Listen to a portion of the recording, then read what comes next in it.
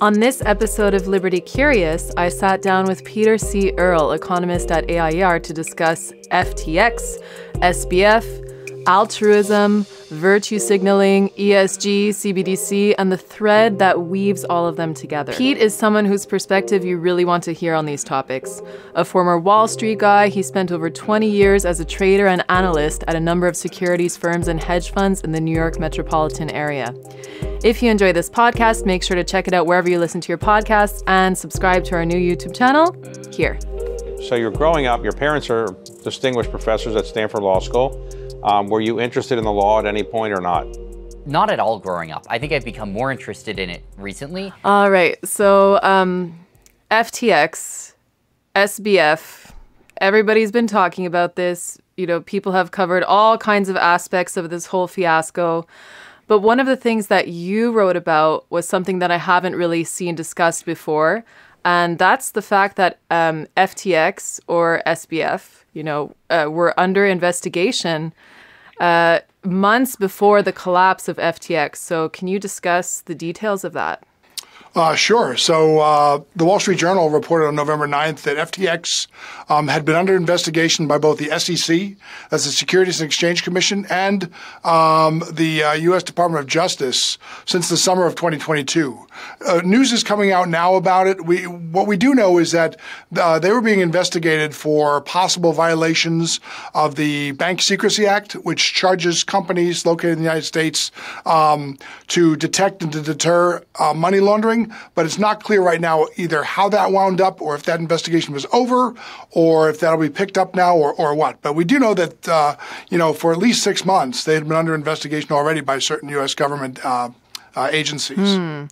So my question is, why would somebody who's under investigation by the SEC be invited to talk to the SEC about regulations for crypto? Well, there's a few things there. And the first is that the idea that one particular government official or agency knows what the others are up to doesn't really wash. I mean, the U.S. government is massive and it's spread out. And there are probably also prohibitions on releasing information about an investigation or something like that because so I would just chalk it up to bureaucratic frictions, that sort of thing. I certainly think there are times in the past where we've had different wings of the government or different arms of the U.S. government working at opposite ends at the same time. Okay. So you think that it was just basically, the government being bloated and ineffective? Oh, yeah. Why not? Yeah. Well, always. Yeah. Well, that is always true, right? That is always true behind everything. That's Sure. always there. And sometimes people think, well, everything has been planned out and everything is kind of a conspiracy, but maybe some of it is people who just are really inefficient or organizations or governments that are so huge that they're just inefficient. Yeah, I mean, I never chalk up to conspiracy what you can attribute to just incompetence and bureaucratic inertia.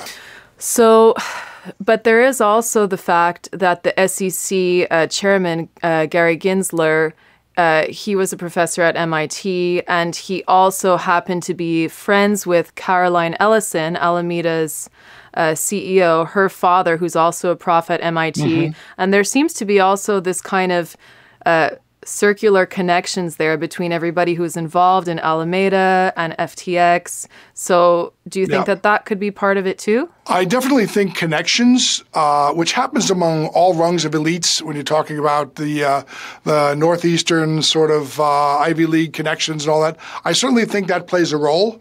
As to whether everybody was in on what eventually was what FTX was eventually exposed as having done, I doubt it. But certainly doors were opened and relationships were explored on the basis of relationships. But again, I think that has to do with that you're going to find that in any sort of elite connections between, say, Washington, D.C. and Wall Street and high tech and all these different spheres of influence.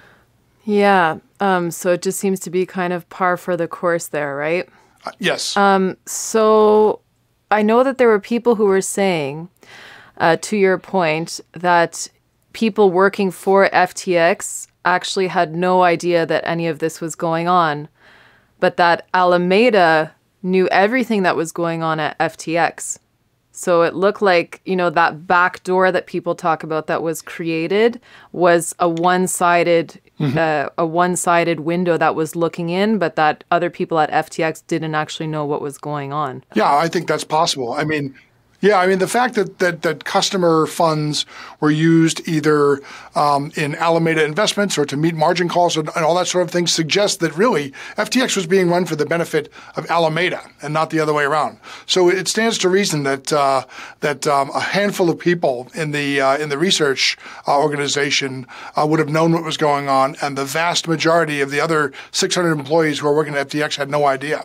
I don't. This is pure speculation on my part, but I think we may find out eventually that there were either two sets of books or maybe two different displays of, say, customer account information or something like that to keep the vast majority of people on the FTX side in the dark. But that's just my own experience in watching scams like this unfold. That may not be the case. Yeah.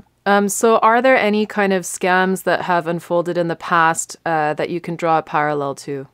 Yeah, definitely MF Global. People have cited Lehman Brothers, the collapse in 2008, and Enron, but I think more close parallels exist between MF Global because MF Global was a case where a proprietary trading desk was allegedly using customer funds to meet margin calls. So, major banking scandal here in the United States. Former New Jersey Governor and U.S. Senator Jon Corzine testified Tuesday on Capitol Hill about his brief stint at the helm of the failed commodities and derivatives brokerage house MF Global. Corzine resigned from the firm last month after it filed for one of the largest bankruptcies in American corporate history, with almost $40 billion in liabilities. It was the largest failure on Wall Street since the collapse of Lehman Brothers in 2008. After MF Global went bankrupt on Halloween, regulators discovered up to $1.2 billion in customer funds that should have been kept segregated were missing. Last week, Corzine told the congressional committee that he never directed anyone at MF Global to misuse customer funds. And that's what we have here is we have customer funds, which are supposed to be segregated and kept separate from each other. They're not supposed to be commingled with firm funds. Were being used in that regard. So I think it's an MF Global thing. One of my great mentors on Wall Street says he sees elements of Madoff, not in that this was a Ponzi scheme, but rather that in personal relationships were sort of brought into it to bring investors in, make people on some level think they were getting in on something special. I have to cite, because it was real when I came into crypto, Mt. Gox, just because it involved, a crypto exchange of sorts. So MF Global with a side of Mt. Gox and a dash of the Madoff elements, I would say. That's where I would say FTX falls, something like that. So do you think that Sam Bankman-Fried, in your opinion, is he really this altruist? Is he a good guy who just made mistakes? A lot of people now, they're chalking it up to the fact that he was just a kid, even though he was 30, and he was young and inexperienced and he just made a bunch of mistakes. Like, what would you guys do if you were living in this kind of fraternity with people and you decided to start this new thing and it just went awry? Like, you can't blame him too much. What are your thoughts on that? Yeah, I think nobody was thinking that when they handed him billions of dollars. It's a very easy thing to slide back to. And, we've seen this sort of thing a few times now. There seems to be a persona growing, maybe you could call it an archetype of sorts. Elizabeth Holmes, a handful of others. It's like the young wunderkind, right? The young geek who's socially awkward, but they're really a genius. And somehow they're very effective not only at parting people with their money, but also just in misrepresenting themselves. We are the only lab company that is actually really focused on leading with transparency. So I think, unfortunately, we may see more of these, but I think that's saying, I'm just a kid or whatever, or I had no experience with this, that's shame on investors if that's true. But I think we all know by now from some statements SBF has made and from what we're learning that there was more at work than simple naivete. Yeah, there was that exchange with a Vox reporter that I'm sure you've seen. Have you seen it? Right. So SBF basically said, hey, well, you do all of these things because us Western woke Westerners, we love to do these kinds of things, say the right shibboleth and then people will like us. Yeah. Yeah, he said this is all part of a dumb game, and that's a quote.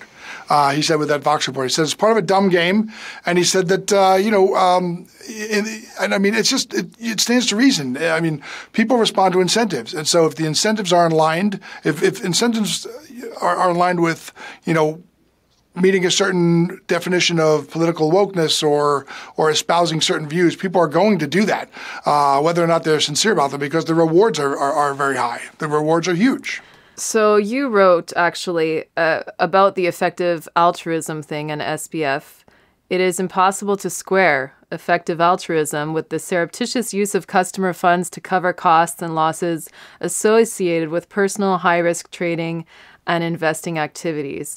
So that pretty much sums up what we were just discussing. But what I would like to know is, why is it that people like SBF, they say one thing and then they behave differently? What kind of advantages is there to doing that? Well, I mean, first of all, wealth has a stigma, which is extraordinarily strange in a nation, whether it's in the U.S. or Canada or Western Europe. It's extraordinarily strange that being wealthy would have a negative stigma in these places where markets and commerce have had such an extraordinary impact on improving lives and raising standards of living.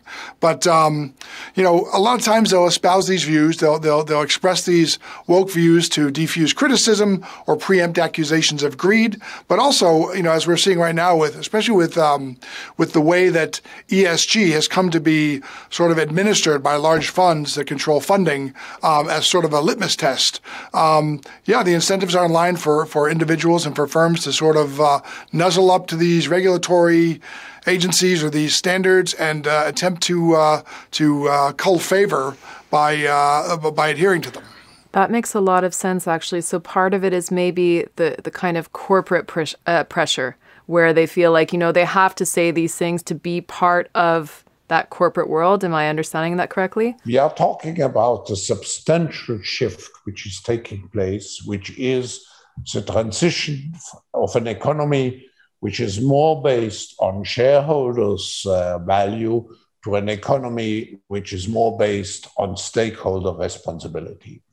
And the metrics are walking the talk. What I'm particularly proud of in the case of the development of those ESG metrics is that the initiative came from business, from our 100+ CEOs. It was not something, let's say, imposed on business. Business itself took on the responsibility to define how could the reporting process and the measuring process and the reporting process structured in a way which gives better impression to stakeholder responsibility.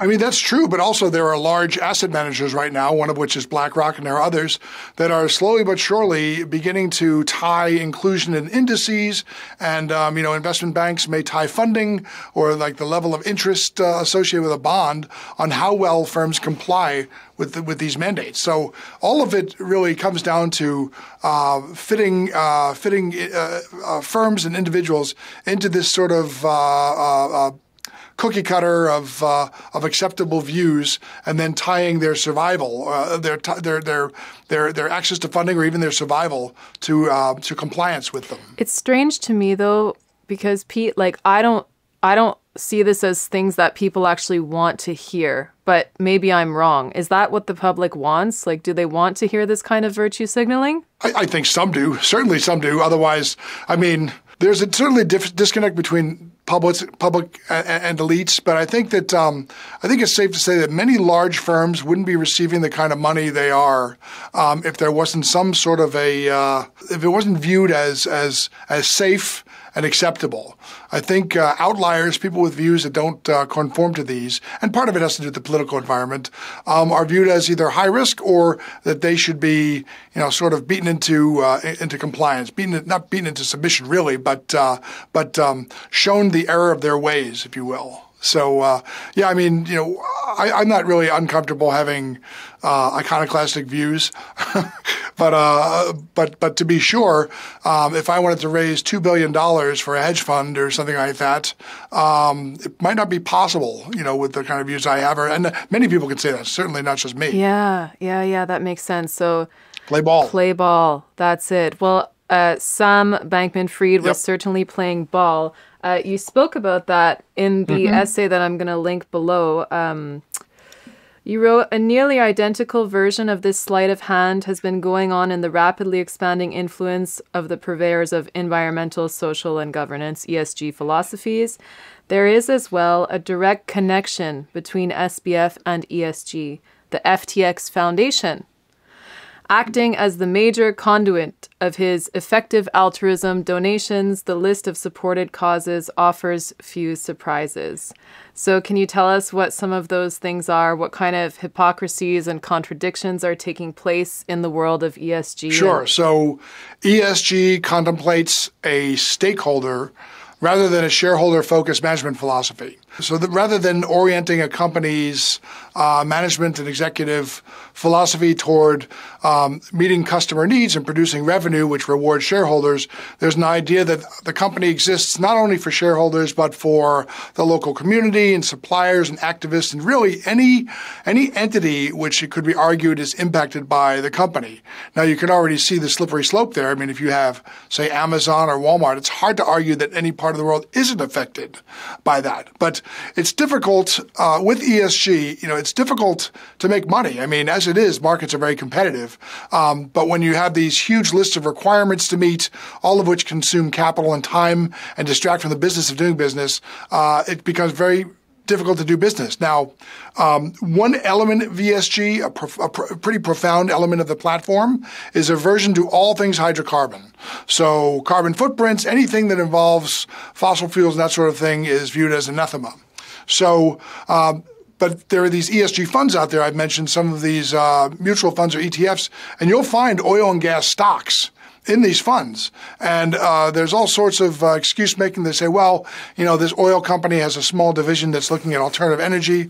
Okay. So, I mean, that, Chevron is actually the fourth largest constituent of one particular ESG fund. And then it's all on the same level as these celebrities, mostly actors, who fly around the world in private jets and tell me that I should lower my my heat in the wintertime by 5 degrees, that sort of thing. Or, two funds will have, another example of what I was saying about the funds is two funds will have essentially the same portfolio, but they'll change the allocation of Apple from, say, 9% to 7% in the ESG compliant portfolio. And I mean, if anybody thinks that changing the weighting of Apple by 2% is going to save the world, I don't know what else they could be convinced of. It's frightening. Yeah, no. And I mean, we've actually seen in action when you have countries like Sri Lanka who completely collapse because they are so ESG compliant. They just went full force. They went right into it. And look what happened to their country. Look what happened to their people. Starvation, poverty, a revolt. This is the end of the road, right? Yeah. I mean, the Sri Lankan situation is very complicated, but ultimately what it did was it resulted in political decisions that were made to buy time and that were compliant with ESG, and that essentially resulted in the destruction of the country. I mean, a country that was almost that I think something like 80% of the citizens relied on their and their neighbors' production of agriculture to survive has seen destruction on par with anything we've seen during wars or natural disasters. So it's a new weapon of mass destruction, and it's one that is not just accepted, it's encouraged by certain entities or institutions. Yeah, and I mean, we see Sri Lanka and we see them abiding by this this way of doing things, ESG and everything else. But, maybe think this can never happen in the U.S. Like, it will never go to that level. It will never be completed in the same way. Like, do you agree? Do you disagree? Do you have any thoughts on that? I do have some thoughts on that. I don't think, for any number of reasons, that we could see what happened in Sri Lanka happen in the U.S. Or I will say this. Even if we don't have the sort of fallout that occurred in Sri Lanka and is occurring elsewhere in the U.S., even if we just slow down the growth of the economy by a few percent, and let's say the growth in the equities markets goes from 10 to 12 or 9 to 11% per year. Let's say that drops to 2 to 4% per year, something like that. That slowing of growth has real costs. It's not just a question of slower growth. It's a question of slower spreading of productivity and less growth and lower standards of livings and all that sort of thing. So, my concern is that the detrimental effects of ESG accumulate so slowly that it could be a generation or two before people realize what's happening, and that we have all these sort of slow effects, almost like, say, I don't want to be too dramatic, but almost like a slow poisoning before people realize what's happening. Because it can happen with a whimper. It doesn't necessarily have to happen with a bang like it did in Sri Lanka. That makes a lot of sense, and probably more likely as well. So what could that actually look like, though, in, let's say, 2 or 3 decades, or in 50 years, if you have that slow poison? Yeah, so the first thing that comes to mind, because I am a financial guy fundamentally, this is probably not the biggest thing. First thing that comes to mind is people's inability to, say, have investments for their retirement. You would see funds. Just credit markets and other funds drawn away from areas that have low return. You'd say less funds for investment. You might see the initial response to such a thing might be expansionary monetary policy over a period of time. Policymakers might decide that instead of the 2% we've seen for a long time, that 5% or 8% is the new baseline for monetary policy. It's difficult to grasp all the different ways in which that would manifest, but I definitely think that it doesn't have to blow up overnight for the consequences to be pretty negative, and that there would be knock-on effects and unintended consequences vastly beyond what I could even think of at this point.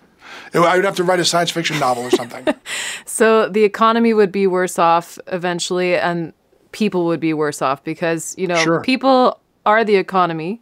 In a way, that's how I look at it. Oftentimes we talk about the economy and people say, well, the economy is less important than this and this and this and that, always forgetting that the economy is really human activity. Yeah, that I think is one of the really negative consequences of the explosion of econometrics over time.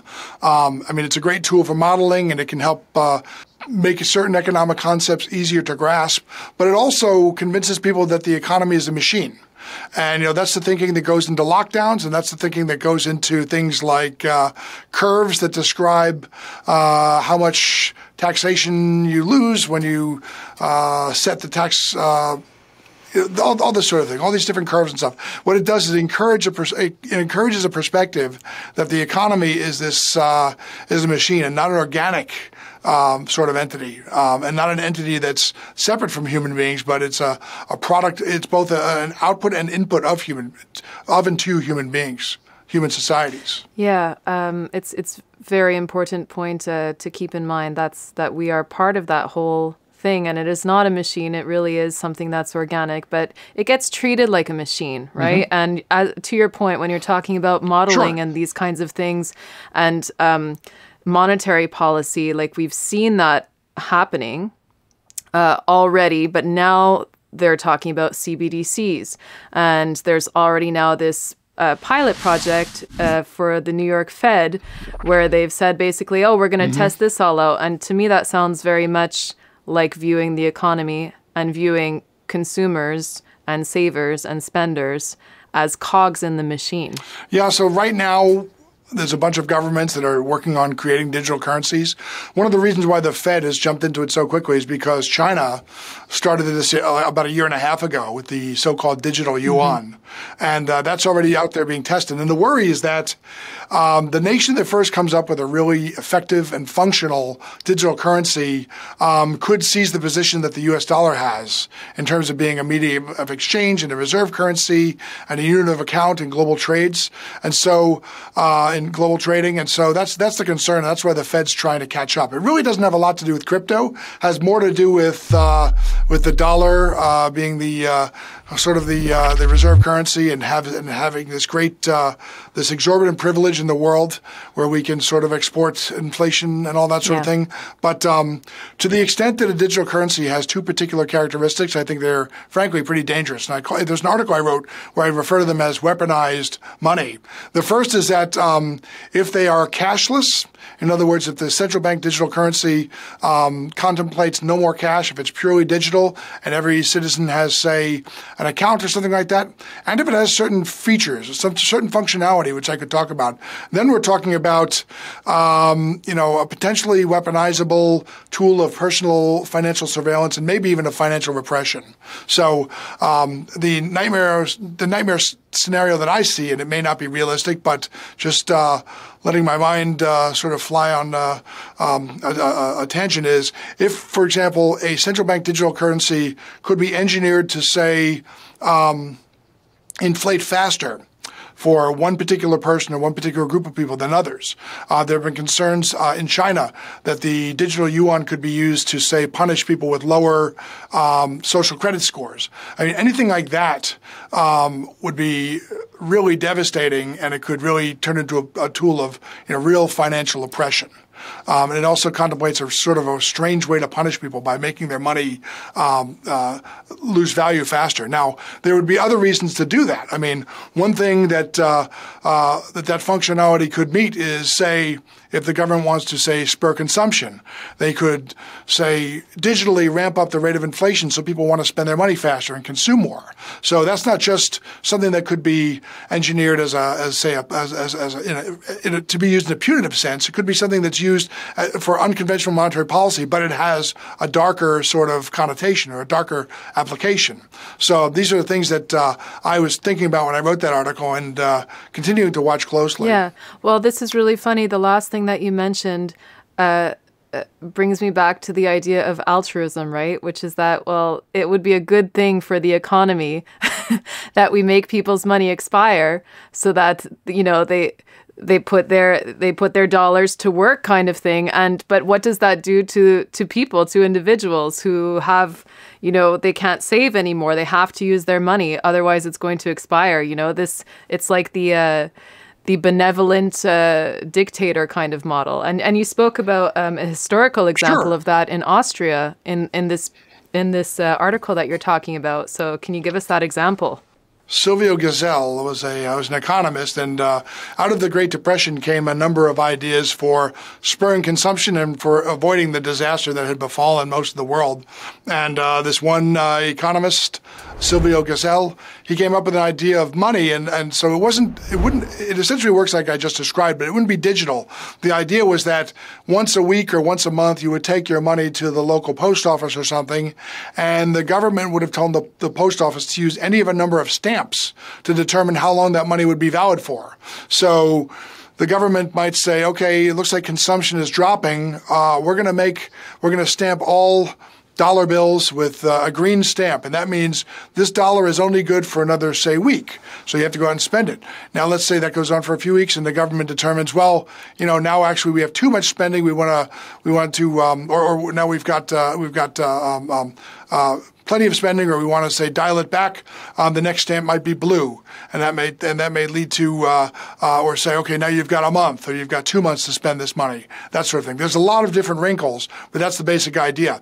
And so my thought was that, to the extent that a digital central bank digital currency had some of that functionality, it could be a pretty frightening thing that I think is in most people's blind spots. I don't think most people are thinking about personally tailored monetary policy when they put their money in the bank or when they open up their wallet. Yeah, there's nobody that's used to that. There's nobody living who's experienced that in the U.S. before, right? So it's just kind of a foreign concept, right? So do you think then that the idea of CBDCs, do you think that they're kind of a reaction to what crypto was supposed to be? You wrote about in the article that you wrote about FTX and SBF and ESG, which we spoke about earlier, you talk about the founding mission of crypto, or of Bitcoin, and how everything that's happened has become kind of a betrayal of that, especially with this FTX crash. But we can also associate that with CBDC, how it's kind of a betrayal of the mission, the founding mission of decentralized digital money. Yeah, so two things. First, central bank digital currencies have nothing to do with crypto. There's essentially an arms race right now between governments and their central banks around the world.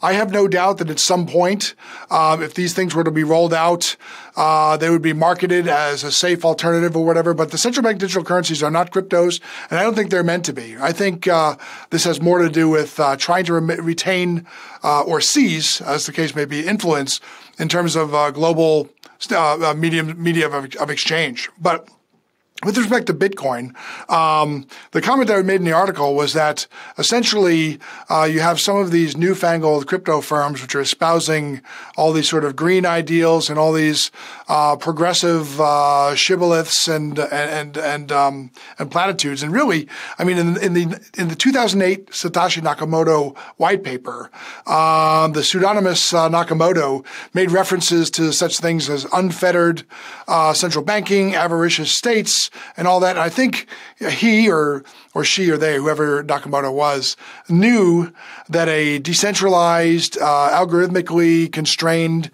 cryptographic, he called them electronic peer-to-peer cash, had a lot of attributes that would be attractive to and philosophically aligned with libertarians and also with critics of central banks more broadly, gold bugs, anybody interested in commodity money standards, the benefits of them, and that sort of thing. So I think, if anything, the connection between central bank digital currencies and Bitcoin is that central bank digital currencies, even more than the dollar as it is now, the paper dollar or whatever, will be marketed as are more to arrest the use of crypto than to replace them or augment them. Once there's no more cash, however that comes about. Yeah. Once there's no more cash in any such system, the on-ramps and off-ramps, rather, of crypto become very limited.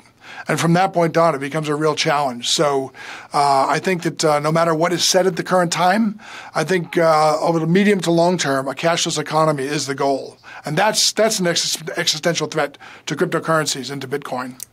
So do you think that we're going to end up there? Will we be in a world that has no more cash?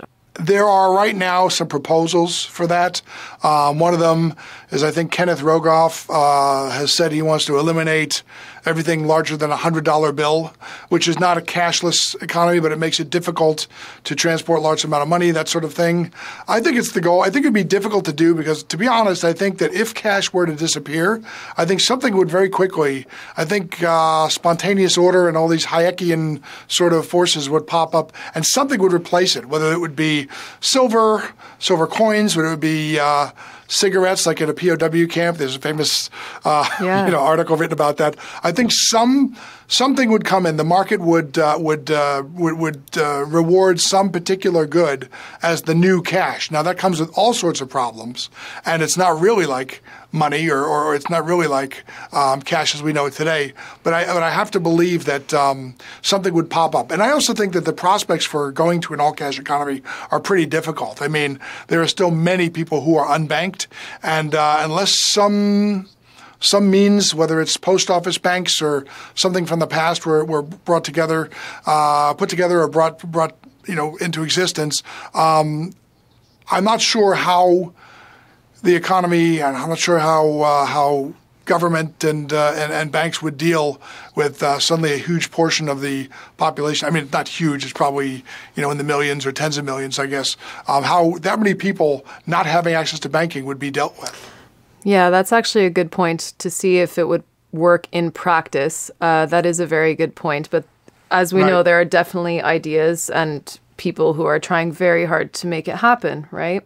So if we got rid of cash, I mean, the one big benefit from the perspective of governments and central bankers is that Right now, there's always a concern that if interest rates are dropped down to zero, or if they're taking negative in particular, negative interest rates contemplate depositors paying interest on their accounts. So if you have a certain amount of money in the bank, instead of receiving interest, you'd be paying to keep your money there. And the worry is, of course, that people would just take their money out of bank accounts and such and put them in their mattress. So if there was an all digital currency, one of the benefits is that it would essentially open up that realm of unconventional monetary policy. Negative interest rates become a real way of influencing the economy. The other thing is if there was no cash, if there were no cash, and if central banks, or rather banking was completely digital, it would allow regulators and central bankers to keep a very close eye on the movement of money, on things that you pay for, what you do with your money. And again, it would be a personal finance surveillance state. So those are viewed as benefits by many central bankers and probably treasury people. But I think the average American would have a different opinion if they understood it. Yes, I think so too. There's nobody who wants to have the government with you everywhere you go. I don't think. Not many, at least. No. No. Oh my goodness. So one thing that I've thought of here that kind of connects the dots between, let's say, altruism, virtue signaling, ESG, and FTX and all of the business that's happened there, and connects that with the ideas that a CBDC needs to be brought forth, is that it looks like the common goal seems to be to have more technocratic control. So ESG for corporations and then CBDC for individuals. What, do you agree? Yeah? Yeah, I mean, I don't think that most government officials and regulators and central bankers see it as sinister. I think they think that the tale of the 19th and 20th centuries has been one where governments have become smarter and more able to, there's a greater ability to sort of influence things positively, and they certainly don't agree with ideas like market failures, and I'm sure they see a broadening spectrum of public goods. But certainly we've seen the other side of that, and we've seen, the loss of liberty that comes with the growth of the state, and that the state that's all things to all people, and that can give you anything, can take everything. So I do think that increasing control is sort of the thread of continuity between all these measures, but I don't think that it's viewed the way one expects, say, a Bond villain or or an evil sort of emperor to view. I think they think this is just part of an improvement of our daily lot and building on successes, as it were. Yes. Well, if you think that you have all of these great solutions and you really believe in that and you think that it will be helpful and people will be better off, then of course you're not going to see this as a bad thing, right? But people on the receiving end of that. Let's be very happy that in the mid-1990s, as was proposed, the U.S. Postal Service didn't get in charge of email. We deliver. Speed, convenience, price. It's a package only we can deliver. Express mail from your postal service. We deliver for you. Oh my goodness. So what would that have been? What would that have looked like? Because that was proposed, and it seemed like a logical, expansion of their jurisdiction and all that sort of thing. And thankfully, it was laughed off the desk or laughed off the shelf as quickly as it was suggested. But I mean, that's the kind of thing that many people would say makes perfect sense. Why wouldn't the Postal Service be in charge of emails? And by now we'd be paying $2 an email, which would get expensive. But then again, we might not be getting all these spam messages. So oh yeah, cost and benefits, right? So you think that they would be efficient then? Is that what you're saying? No, I don't. I think it would be I think the cost would have risen faster than the cost of stamps, and there would be censorship, and there'd be reading our email, and what people complain about Google, sending targeted ads based upon what's in your email, would be vastly worse. It would be many, many times worse. No, I am not in any way advocating for that. Yeah, no, I did not think so. So, so if I can ask you kind of one last question here to kind of tie all of this together, you've given a great critique of all of these things. and well thought out. And I definitely suggest people go and read your work at AIER.org as well. Read these 2 articles. I'll post them below.